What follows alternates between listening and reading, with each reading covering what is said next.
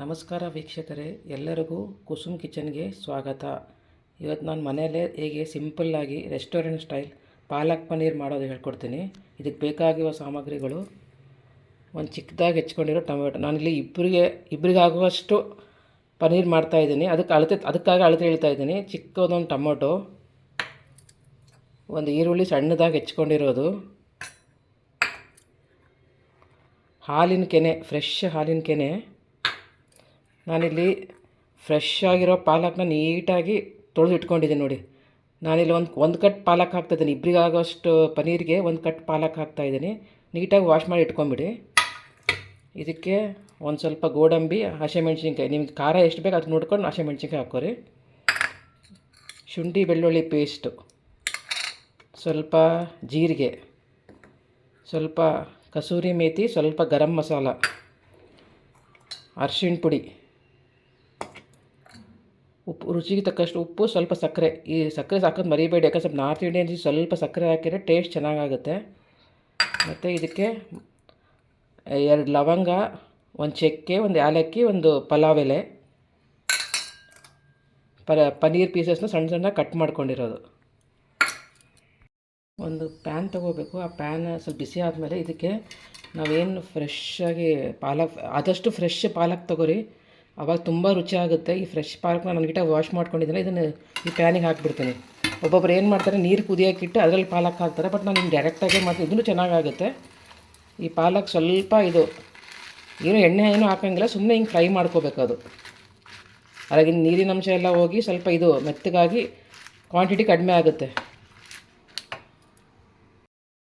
ನೋಡಿ. ಪಾಲಕ್ ನೀಟಾಗಿ ಎಷ್ಟು ಕಡಿಮೆ ಆಗಿದೆ ನೋಡಿ. ಎಲ್ಲ ನೀರಿನ ಅಂಶ ಇದಾಗಿ ಸ್ವಲ್ಪ ಕ್ವಾಂಟಿಟಿ ಕಡಿಮೆ ಆಗಿದೆ ನೋಡಿ.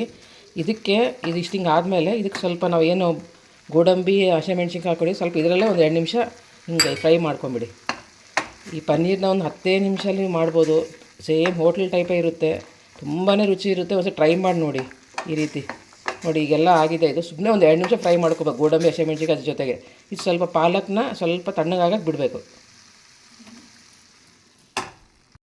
ಈಗ ಒಂದು ಪ್ಯಾನ್ ತೊಗೊರಿ. ಆ ಪ್ಯಾನಲ್ಲಿ ಒಂದು ಸ್ವಲ್ಪ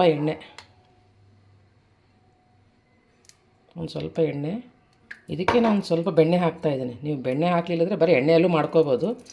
ಬೆಣ್ಣೆ ಹಾಕಿದರೆ ಸ್ವಲ್ಪ ಟೇಸ್ಟ್ ಬರುತ್ತೆ ಅಂತ ಸ್ವಲ್ಪ ಬೆಣ್ಣೆ ಹಾಕ್ತಾಯಿದ್ದೀನಿ. ಒಂದು ಅರ್ಧ ಸ್ಪೂನ್ ಬೆಣ್ಣೆ, ಒಂದು ಕಾಲು ಸ್ಪೂನು ಎಣ್ಣೆ ಹಾಕೋದು. ಸ್ವಲ್ಪ ಬೆಣ್ಣೆ ಸ್ವಲ್ಪ ಕರಗಲಿ. ಇದಕ್ಕೆ ನಾವು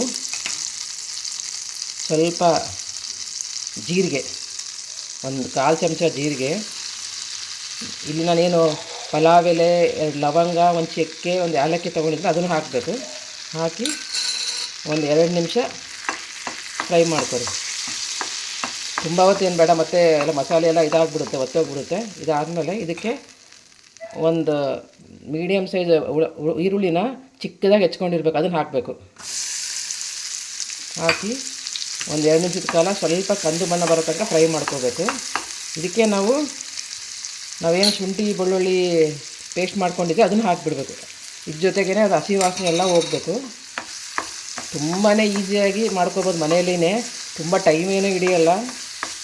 ಇದು ಸ್ವಲ್ಪ ಕಂದು ಬಣ್ಣ ಬರಲಿ, ಅದ್ರ ತನಕ ಇದು ಮಾಡಿ, 1 ನಿಮಿಷ ವೆಯ್ಟ್ ಮಾಡಿ.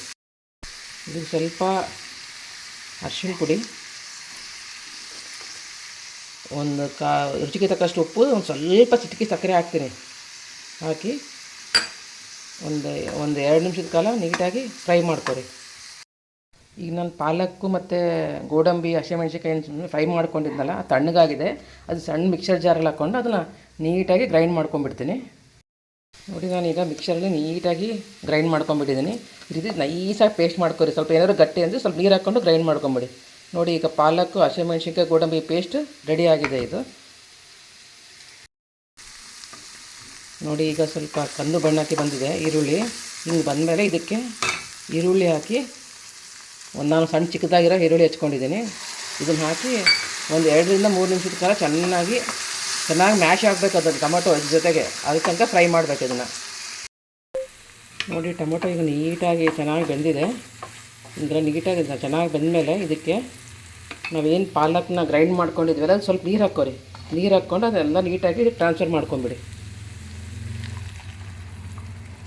ಇನ್ನು ಸ್ವಲ್ಪ ಏನಾದರೂ ಇದರಲ್ಲಿ ಉಳಿದಿದ್ರೆ ಇದಕ್ಕೂ ಸ್ವಲ್ಪ ನೀರು ಹಾಕ್ಕೊಂಡು ಇದಕ್ಕೆ ನೀಟಾಗಿ ಹಾಕಿ ಒಂದು 2-3 ನಿಮಿಷದ ಕಾಲ ಚೆನ್ನಾಗಿ ಕುದಿಸ್ಕೋಬೇಕು. ಇದು ಅದು ಎಣ್ಣೆ ಸ್ವಲ್ಪ ಮೇಲೆ ಬರೋ ತನಕ ಚೆನ್ನಾಗಿ 2-3 ನಿಮಿಷದ ಕಾಲ ಇವಾಗೇ ನೀವು ಇದಕ್ಕೆ ಏನಾದ್ರು ಉಪ್ಪು ಖಾರ ಕಡಿಮೆ ಆಗಿದ್ದರೆ ಇವಾಗೆ ಹಾಕಿ ಕುದಿಸ್ಕೊಂಬಿಡಿ. ನೋಡಿ ಈಗ 2-3 ನಿಮಿಷದ ಕಾಲ ಚೆನ್ನಾಗಿ ಕುದಿಸ್ಕೋಬೇಕೀಗೆ. ನೋಡಿ ಕ್ವಾಂಟಿಟಿ ಸ್ವಲ್ಪ ಕಡಿಮೆ ಆಗಿದೆ ಮತ್ತು ಕಲರ್ ನೋಡಿ ಎಷ್ಟು ನ್ಯಾಚುರಲ್ ಆಗಿದೆ. ಏನು ನಾವು ಬಣ್ಣ ಹಾಕಿಲ್ಲ ಏನಿರಲಿಲ್ಲ. ಫ್ರೆಶ್ ಪಾಲಕ್ ತೊಗೊಂಡಾಗ ಎಷ್ಟು ಕಲರ್ ಇಷ್ಟು ನೀಟಾಗಿ ಕಲರ್ ಬರುತ್ತೆ ನೋಡಿ. ಮತ್ತು ತುಂಬ ಸಿಂಪಲ್ಲಾಗಿ ಮಾಡ್ಬೋದು. ತುಂಬ ಸಾಮಾನು ಏನು ಇಂಗ್ರೀಡಿಯೆಂಟ್ಸ್ ಬೇಕಾಗಲ್ಲ. ಈಸಿಯಾಗಿ ಮನೆಯಲ್ಲೇ ಮಾಡ್ಕೊಂಡು ತಿನ್ಬೋದು. ಇದಕ್ಕೆ ನೋಡಿ ನಾನು ಇಲ್ಲಿ ಪನ್ನೀರ್ ಸಣ್ಣದಾಗಿ ಹೆಚ್ಕೊಂಡಿರೋದು ಇದಕ್ಕೆ ಹಾಕ್ತಾಯಿದ್ದೀನಿ. ಒಂದು 2 ನಿಮಿಷ 3 ನಿಮಿಷ ಕುದ್ಮೇಲೆ ಇದಕ್ಕೆ ಪಾಲಕ್ ಹಾಕಿ 1 ನಿಮಿಷ ಕುದಿಸ್ಕೋಬೇಕು ನೀಟಾಗಿ. ಯಾಕಂದರೆ ಆ ಗ್ರೇವಿ ಎಲ್ಲ ಪಾಲಕ್ಕಿಗೆ ಹತ್ಕೋಬೇಕು. ಅದಕ್ಕೆ 1-2 ನಿಮಿಷದ ಕಾಲ ಸ್ವಲ್ಪ ಕುದಿಸ್ಕೋರಿ. ಇದು ನೀಟಾಗಿ ಸ್ವಲ್ಪ ಮುಚ್ಕೊಂಬಿಡಿ. ಮುಚ್ಚಿ 1-2-3 ನಿಮಿಷ ಕುದಿಸಿ. ನೋಡಿ ಈಗ ನಾನು 1-2 ನಿಮಿಷದ ಕಾಲ ಪನ್ನೀರ್ ಹಾಕಿದ್ಮೇಲೆ ನೀಟಾಗಿ ಕುದಿಸ್ಕೊಂಡಿದ್ದೀನಿ. ನೋಡಿ ಈ ಸೈಡಿಗೆಲ್ಲ ಎಣ್ಣೆ ಬಿಡ್ತಾಯಿದೆ. ಈ ರೀತಿಯಾಗಿ ಆದಮೇಲೆ ಲಾಸ್ಟಿಗೆ ಎಲ್ಲ ಚೆನ್ನಾಗಿ ಕುದ್ದಿದೆ. ಈಗ ಎಲ್ಲ ಪನ್ನೀರೆಲ್ಲ ಗ್ರೇವಿನೆಲ್ಲ ಅಬ್ಸರ್ವ್ ಮಾಡ್ಕೊಂಡಿದೆ. ಹಿಂಗೆ ಆದಮೇಲೆ ಇದಕ್ಕೆ ಲಾಸ್ಟಿಗೆ ಕ್ರೀಮ್, ಫ್ರೆಶ್ ಕ್ರೀಮ್ ಇರುತ್ತಲ್ಲ ಮನೇಲಿ ಕೆನೆ, ಅದನ್ನು ಹಾಕಬೇಕು. ಹಾಕಿ ಒಂದು ಸ್ವಲ್ಪ ನೀಟಾಗಿ ಕೈ ಆಡಿಸ್ಕೊಂಬಿಡಿ. ಆದಮೇಲೆ ಲಾಸ್ಟಿಗಿನ ಗ್ಯಾಸ್ ಆಫ್ ಮಾಡ್ತೀವಿ ಅನ್ನೋ ಟೈಮಲ್ಲಿ ಇದಕ್ಕೆ ಒಂದು ಸ್ವಲ್ಪ ಕಸೂರಿ ಮೇಥಿ, ಒಂದು ಸ್ವಲ್ಪ ಗರಂ ಮಸಾಲ ಹಾಕಿ ಮಿಕ್ಸ್ ಮಾಡಿಬಿಡಿ. ನೋಡಿ ಬಿಸಿ ಬಿಸಿಯಾದ ಮನೆಯಲ್ಲೇ ರೆಸ್ಟೋರೆಂಟ್ ಸ್ಟೈಲ್ ಪಾಲಕ್ ಪನ್ನೀರ್ ಎಷ್ಟು ಈಸಿಯಾಗಿ ಮಾಡ್ಕೋಬೋದು ನೋಡಿ. ಕಲರ್ ಕೂಡ ಎಷ್ಟು ಚೆನ್ನಾಗಿ ಬಂದಿದೆ. ಒಂದ್ಸರಿ ಖಂಡಿತ ಟ್ರೈ ಮಾಡಿ. ತುಂಬಾ ರುಚಿಯಾಗುತ್ತೆ. ಮನೆಯಲ್ಲಿ ಮಕ್ಕಳೆಲ್ಲ ತುಂಬಾ ಇಷ್ಟಪಡ್ತಾರೆ. ದೊಡ್ಡವರಾದರೂ ಕೂಡ ಇಷ್ಟಪಟ್ಟು ತಿಂತಾರೆ. ಇದನ್ನು ಒಂದು 10 ನಿಮಿಷದಲ್ಲೇ ಮಾಡ್ಕೊಂಡು ತಿನ್ಬೋದು ನೋಡಿ. ಬಿಸಿ ಬಿಸಿ ಪಾಲಕ್ ಪನ್ನೀರ್ ರೆಡಿ. ನಿಮಗೆ ಇದು ಇಷ್ಟ ಆದರೆ ಲೈಕ್ ಮಾಡಿ, ಸಬ್ಸ್ಕ್ರೈಬ್ ಮಾಡಿ. Thank you for watching my channel.